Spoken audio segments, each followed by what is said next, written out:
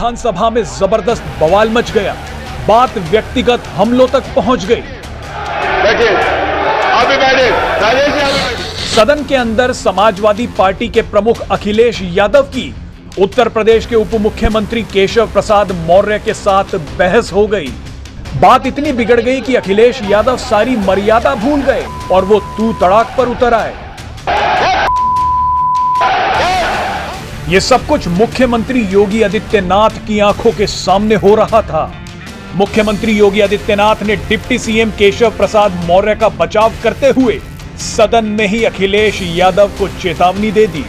आपको सीएम योगी का वो बयान भी सुनवाएंगे, लेकिन उससे पहले सुनिए कि अखिलेश यादव ने केशव प्रसाद मौर्य से क्या कह दिया था।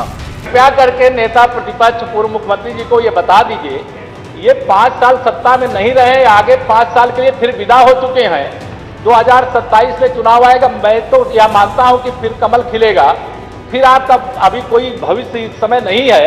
लेकिन सड़क किसने बनाई है, एक्सप्रेस किसने बनाया है, मेट्रो किसने बनाई है? जैसे लगता है आपने सैफई की जमीन बेच करके ये सब बनवा दिया है। तुमने घर के तुम अपने पिताजी से पैसा लाते हो बनाने के लिए? तुमने राशन बांटा है तो पिताजी ने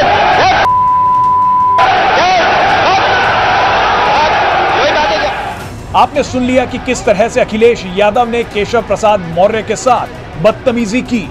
लेकिन अब आपको सुनवाते हैं कि किस तरह से सीएम योगी आदित्यनाथ ने अखिलेश यादव को करारा जवाब दिया। एक सम्मानित नेता के खिलाफ असभ्य शब्दों का प्रयोग हो, तो शब्द का प्रयोग हो, तो ठीक नहीं है। और मैं बड़ी विनम्रता से कहूंगा नेता प्रतिपक्ष को कि आपको इतना उत्तेजित नहीं होना चाहिए।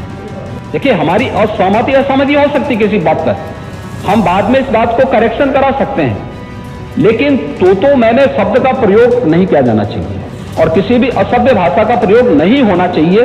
और मैं माननीय अध्यक्ष जी से अनुरोध करूंगा कि अगर इस प्रकार की शब्दावली प्रोसीडिंग का हिस्सा बनी है तो कृपया उसको हटवा दें, क्योंकि ये गलत परंपरा होगी और मैसेज का देश के अंदर खराब जाएगा। हमें हमेशा इस बात को ध्यान में रखना होगा, सदन की मर्यादा का ध्यान हर हाल में बनाए रखना होगा। दूसरा, जब एक सदस्य बोल रहा हो तो सदस्य के बीच और खासतौर पर उप मुख्यमंत्री बोल रहे हो तो बीच में रनिंग कमेंट्री करना, बीच में धमकी देना, ये चीजें ठीक नहीं है। और मुझे